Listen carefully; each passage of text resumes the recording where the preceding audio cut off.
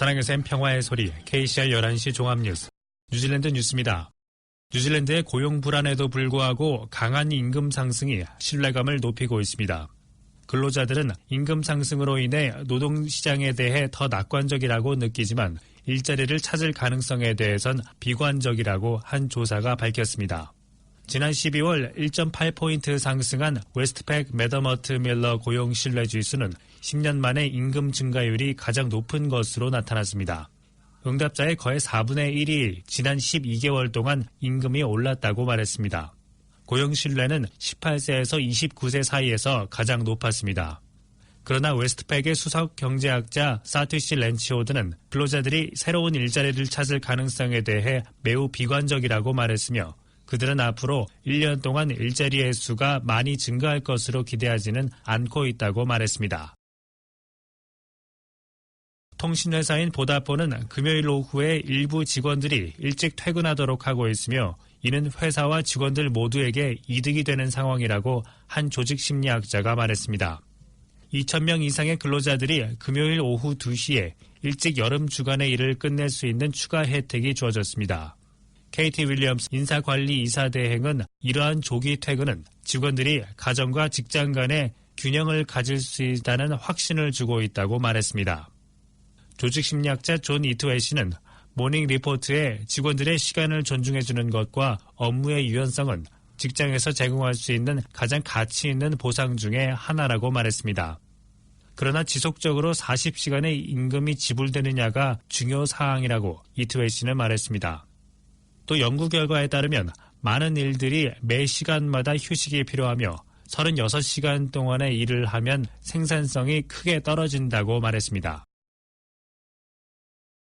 호주의 브리즈번에서 중국 우한으로 여행했던 한 남성이 코로나 바이러스 검사를 받고 있음이 확인됐습니다.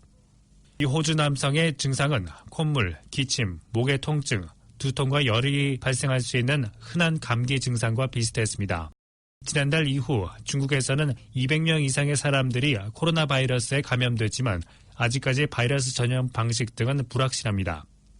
전 세계 여러 공항에서는 열 선별 검사를 실시해 열이 있는 여행자를 감지하고 있지만 뉴질랜드에서는 아직까지 선별 검사를 하지 않고 있습니다. 공중보건국장인 캐롤라인 맥엘나이시 박사는 세계보건기구의 권고에 따라 현재까지 뉴질랜드 공항에서의 특별한 조치는 없다고 밝혔습니다. 현재 유럽에서의 독감 시즌과 겹치면서 뉴질랜드 입국 여행자들의 전염병을 탐지하는 열 선별 검사는 유효한 척도가 아니라고 캐롤라인 박사는 덧붙였습니다. 현재 중국 우한과 뉴질랜드 간의 직항은 없지만 베이징과 상하이에서 오클랜드, 크라이스트처치, 퀸스타운, 웰링턴으로 항공편이 운항되고 있습니다. 바이러스 학자 랜스 제닉스 박사는 이와 같은 바이러스가 확산될 경우 뉴질랜드에는 효과적인 계획이 있다고 말했습니다.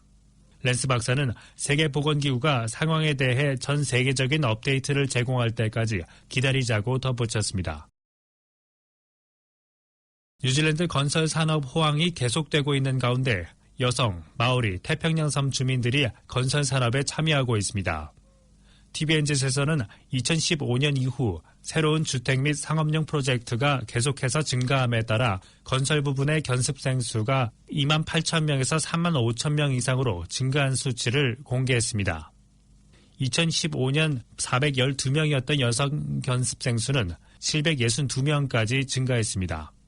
마오리와 패시픽 학생들은 7천 명에서 지난 2년 동안 11,000명으로 늘어났습니다. 이런 상황에도 불구하고 건설 산업에서는 더 많은 근로자를 필요로 하고 있습니다. 정부는 훈련이 장기적인 답이라고 주장하고 있습니다. 제니 살리사 건축 및 건설부 장관은 사람들이 누구나 견습생이 될 수 있으며 더 많은 여성, 아시안, 태평양, 마오리 노동자들에게 문이 열려 있음을 보장한다고 말했습니다. 정부가 120억 달러의 인프라 투자를 어떻게 할지 밝히기 시작하면서 더 많은 노동자들이 필요하다는 압박은 계속될 것으로 보여집니다. 경찰은 지난 주말 갱단들 간의 패싸움에서 2명이 총상을 입고 치료를 받고 있는 상황으로 이어지고 있지만 이 같은 싸움이 또 일어날 가능성이 있다고 말했습니다. 블랙파워와 몽그렐 몹 갱단 간의 갈등이 고조되면서 지난 주말 로토루아와 타라데일 두 지역에서 격렬한 패싸움이 있었던 것으로 전해졌습니다. 지난 토요일 로토루아에서의 갱단들끼리의 싸움이 벌어지면서 총성이 났고 일요일에도 타라데일의 길거리에서 30-40명의 젊은 갱 멤버들끼리 패싸움을 벌이는 가운데 25세의 남성이 얼굴과 머리에 몸통에 총상을 입고 병원으로 이송됐으며 남성의 상태는 중태지만 안정적인 상태인 것으로 알려졌습니다. 경찰은 이 지역 순찰을 강화하고 갱단들 간의 충돌을 막으려 노력하고 있지만 패싸움이 또 일어날 가능성이 있다고 보며 지역 주민들의 제보와 협조를 부탁하고 있습니다. 페리 운영회사인 플로스가 어제 2대의 대형 크루즈 유람선이 오클랜드 항구에 도착하면서 오클랜드와 데번포트를 운행하는 페리가 3회 취소됐다고 말했습니다. 플러스 관계자는 정해진 시각을 벗어나 유람선들이 정박을 하려고 했으며 안전을 위해 페리 운행을 중단했다고 밝혔습니다. 그러나 오클랜드 트랜스포트 관계자는 어제 아침의 상황은 페리 운행에 전혀 지장이 없었다고 말하며 이는 플러스의 결정이었다고 전했습니다. 그는 하버마스터의 설명을 인용해 크루즈 유람선의 정박 과정에서 다른 선박들에게 영향을 미칠 수 있었으나 매우 경미한 수준으로 무시해도 될 정도였다고 덧붙였습니다. 국민당의 오클랜드 센트럴 지역구 니키 케이 의원은 플러스 페리 운영 차질에 대해 정확한 경위 설명이 필요하며 플러스와 AT, 하버마스터, 오클랜드 항구, 크루즈 운영회사, 지역 관계자들과 이에 대한 향후 대책들에 대해 논의하기로 요청했습니다. 이번 여름에 오레와 해변에서만 2번째 죽은 상어가 떠밀려 모래사장에 나타났습니다. 어제 저녁 7시경 산책을 나온 부부에 의해 해머헤드 상어가 발견됐으며 이미 죽어 있었던 것으로 전해졌습니다. 그 부부는 발견 당시 특별한 외상이나 피를 흘린 자국은 보이지 않았다고 말하며 다만 아주 지독한 냄새가 진동했다고 밝히고 한 달 사이에 같은 해변에만 2마리의 죽은 상어가 떠밀려 나타난 점에 대해 안타까움을 표했습니다. 보존부인 DOC에서는 죽은 상어에 대해 조사를 하고 있으며 이달 초 어린 백상어 새끼가 그물에 걸린 후 죽은 채로 해변에 밀려왔던 것으로 알려졌습니다. 퀸스타운 인근에서 관광버스가 전복돼 최소 20명이 부상당했으며 그중 일부는 심각한 상태인 것으로 알려졌습니다. 화요일 오후 1시 45분경 퀸스타운에서 남서쪽으로 7km 지점에서 사고가 발생할 당시 소형 버스 안에는 23명의 사람들이 타고 있었습니다. 사고 발생 후 글렌오치 퀸스타운 로드가 폐쇄됐습니다.